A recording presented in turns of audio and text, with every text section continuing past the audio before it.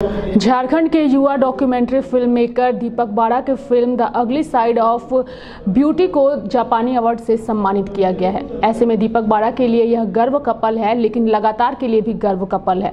लगातार के लिए इसलिए गर्व का पल है क्योंकि लगातार के वरिष्ठ संवाददाता प्रवीण कुमार ने इस दौरान वहां पर काफ़ी कुछ रिसर्च किया था और इसके साथ ही उन्होंने भी अपने अनुभव को काफ़ी कुछ महसूस भी किया था। आज हमारे साथ लगातार के स्टूडियो में इस फिल्म के निर्देशक दीपक बाड़ा खुद मौजूद हैं। सबसे पहले हम दीपक बाड़ा से बात करेंगे और उनके अनुभव को साझा करेंगे। सबसे पहले तो दीपक जी, आपको बधाई हो फिल्म के लिए। और इसके साथ ही हमारा सवाल यही है दीपक जी कि जब भी इस तरीके की फिल्में बनती हैं, कई चुनौतियां होती है और उन चुनौतियों को पार करके जब एक सम्मान मिलता है तो यह गर्व का पल होता है। आप दर्शकों से हमारे क्या साझा करिएगा अपने अनुभव? मैं फिल्में दर्शकों के लिए ही बनाता हूँ और ऐसे विषयों पे बनाता हूँ जिसके ऊपर मैं दर्शकों को देखना चाहिए और जागरूक होना चाहिए। तो ये फिल्म भी उसी कड़ी में है। ये माइका अभ्रक उद्योग की फिल्म है।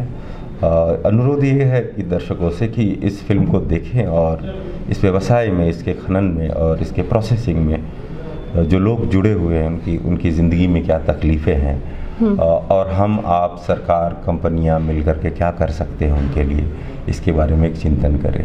यही फिल्म का उद्देश्य रहा है। बिल्कुल। जब भी इस तरीके के किसी सोशल सब्जेक्ट पे हम फिल्में बनाते हैं तो चुनौतियां आती है और कई बार कई समस्याएं भी आती हैं, लेकिन ऐसे में अगर हम आगे बात करें, कहीं ना कहीं जब अवार्ड मिलता है तो मनोबल भी बढ़ता है। तो आगे और कौन से सब्जेक्ट ऐसे होंगे जिस पर आप फिल्में बनाना चाहेंगे? बिल्कुल, मैं आगे चल करके अभी फिल्में बनाना चाहूँगा महिलाओं के मुद्दों के ऊपर में जी, और शिक्षा के मुद्दों के ऊपर में और सामुदायिक स्वशासन के मुद्दे पे, ग्राम सभा के मुद्दे पे और वो सारे मुद्दे जो कि आज जो है हमारे आदिवासी और जो पिछड़े समुदाय हैं जो वो झेल रहे हैं, उन सारे मुद्दों के ऊपर में आगे चल करके मैं थोड़ा और गहराई पूर्वक फिल्में बनाने की कोशिश करूंगा। एक प्लान है। बिल्कुल। दीपक बाड़ा जी, चूँकि आप डॉक्यूमेंट्री फिल्में जो हैं वो 15 सालों से बनाते आ रहे हैं, तो ऐसे में चुनौतियां तो हैं, लेकिन कहीं ना कहीं इन फिल्मों को वो मान्यता नहीं मिल पाती जो इन्हें मिलनी चाहिए। और फिल्में जब लोग देखने जाते हैं तो कहीं ना कहीं उन्हें काफ़ी कुछ मैसेज मिलता है इन फिल्मों को देख करके। तो ऐसे में आगे चल करके जब ऐसी फिल्में बने तो सरकार से किस तरीके की मदद आप लोग चाहेंगे? आज के समय में मीडिया का जो रोल हो गया है वो एडुकेशन के लिए, जब ये लॉकडाउन के बाद भी तो ये मीडिया अपना रोल बखूबी निभा रही है। वो अलग बात है कि भारतीय जनता एंटरटेनमेंट और हमारे यहाँ जो प्रचार की जो व्यवस्था है वो लोगों को एंटरटेनमेंट की तरफ में ज़्यादा ध्यान देने को कहती है और बाजारवाद जो है।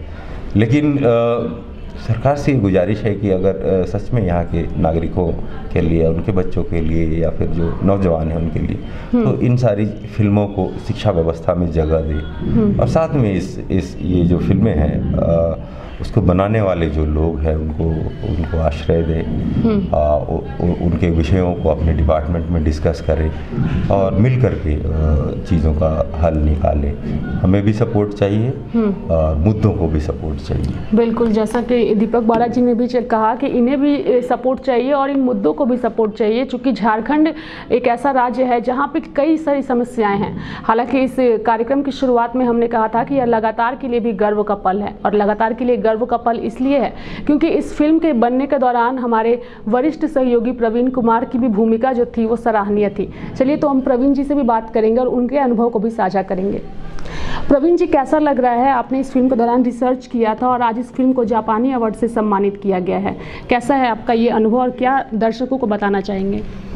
सबसे पहले तो इस पूरी टीम को काफ़ी मेहनत की, जाके काम की और ऐसे इशूज़ पे काम करके एक फिल्म के रूप में सामने लाया जो हर लोग महसूस कर रहे हैं कि हाँ, ये बड़ा एक सवाल है, बच्चों से जुड़ा एक बड़ा सरोकार है, लेकिन अब तक इस विषय पे काम नहीं हुआ था। दीपक बाड़ा के नेतृत्व में बेहतर करने की कोशिश की गई। माइका और डिबरा जैसे मुद्दों को लेके समाज के सामने लाने का प्रयास किया गया और साथ ही इस काम के दौरान जो चीज़ें सामने आई हैं वो बहुत चौंकाने वाली चीज़ें हैं। बहुत सारी चीज़ें रिसर्च, पार्ट ऑफ रिसर्च का हम लोग फिल्म में नहीं है, लेकिन उन सारी चीज़ों पे हम लोग बात करेंगे कि ये पूरे उद्योग में जो खनन होता है माइका या डिबरा, 2017 में इसका माइनिंग बंद कर दिया गया झारखंड में जी।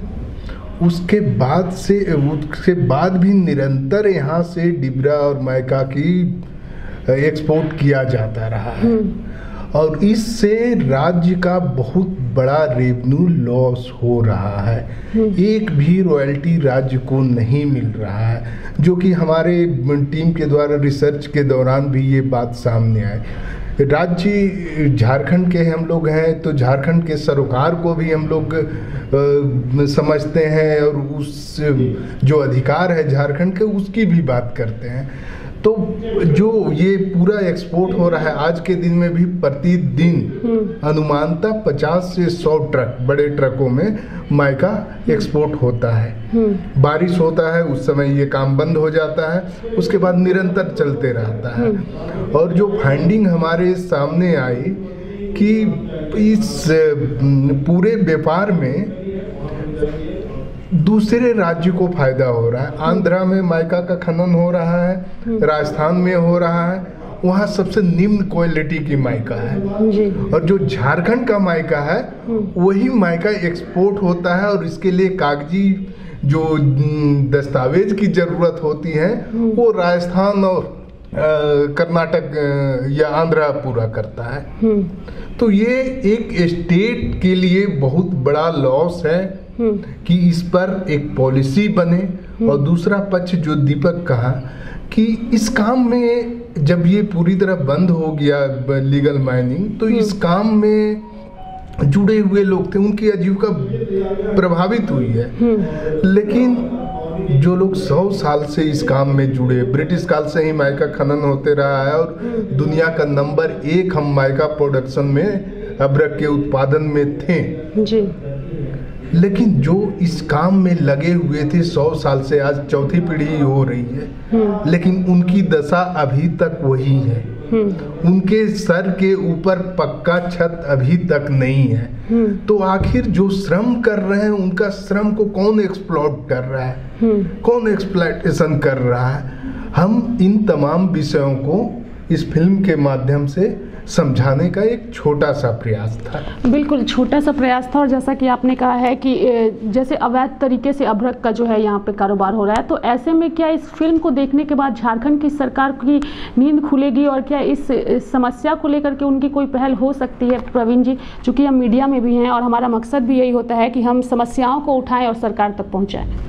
जी, जहाँ तक हमारे पास जानकारी है, डिबरा पॉलिसी को लेके 2017-18 से ही सरकार प्रयास कर रहा है कि एक हम पॉलिसी लाएं जिससे रॉयल्टी हो।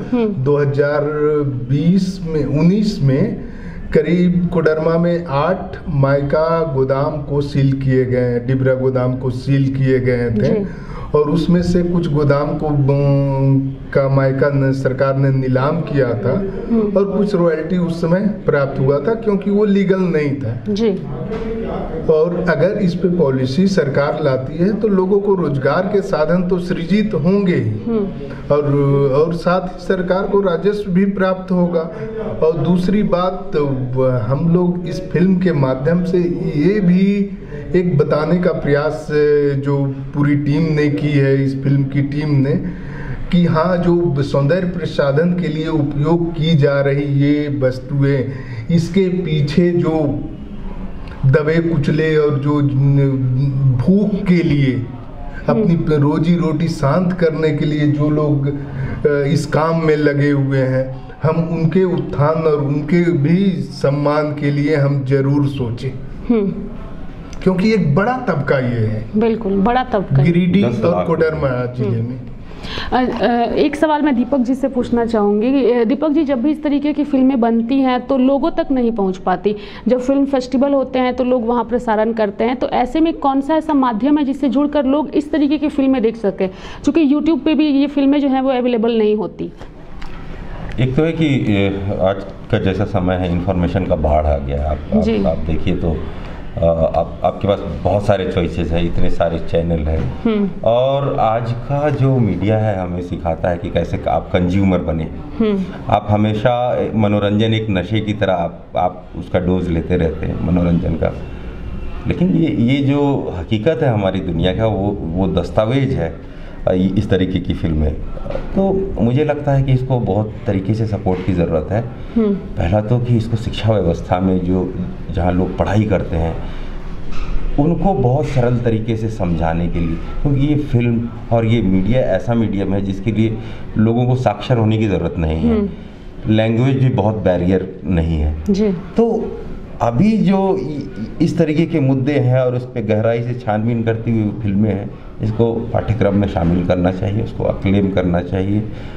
अच्छे जगहों में जहाँ उस विषय से के बारे में बातचीत, सेमिनार या मीटिंग या इस तरीके के कार्यक्रम सरकार या गैर सरकारी संस्थाएं करवा रही हैं, तो इन सारी फिल्मों को रेफरेंस मटेरियल की तरह इस्तेमाल करें और एकेडमिक्स में भी जगह दें। तो कुल मिला के मेरी तरफ से तो यही आशा रहेगी कि ये सारे काम होंगे। तो झारखंड में कई ऐसी डॉक्यूमेंट्री फिल्में बनती है, और इसके साथ ही अगर हम झारखंड की बात करें तो जब भी झारखंड में फिल्में बनती हैं तो वो फिल्में जो हैं वो उन्हें भले सम्मान मिलते हों लेकिन वो लोगों तक नहीं पहुंच पाती। ऐसे में ज़रूरी है कि झारखंड की सरकार जो है वो डॉक्यूमेंट्री फिल्मों के लिए एक ऐसा प्लेटफॉर्म लाए ताकि ये फिल्में जो हैं वो प्रसारित हो सके।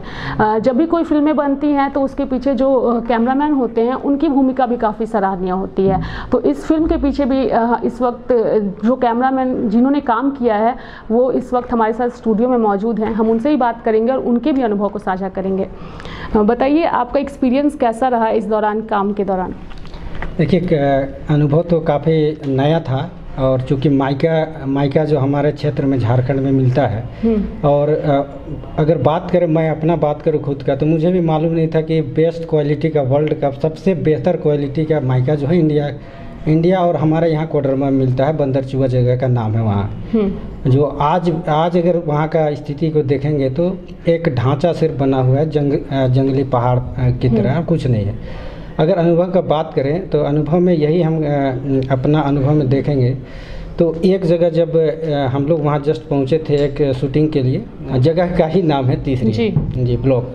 तो वहाँ पर हम लोग शूटिंग के लिए पहुँचे थे और जस्ट एक अखबार के जरिए मालूम चला कि वहाँ पर एक्सीडेंट हुआ है, चाल धंसा है, और चाल धंसा है, पेपर कटिंग्स वगैरह परवीन सर के जरिए भेजा गया था। तो हम लोग फिर पढ़े भी, फिर हम लोग जो है वहाँ पर गए। वहाँ जाने के बाद जब शूटिंग कर रहे थे, वहाँ इंटरव्यू जब कर रहे थे, तो वहाँ की जो मतलब एक विडम्बना कहिए कि 4 लोग डेथ किए थे एक साथ, लेकिन एक तरह से कहिए कि ना तो उनको कोई बढ़िया से उनके जो अंतिम दर्शन जो होते हैं उस तरह से भी किया नहीं जाता रहा।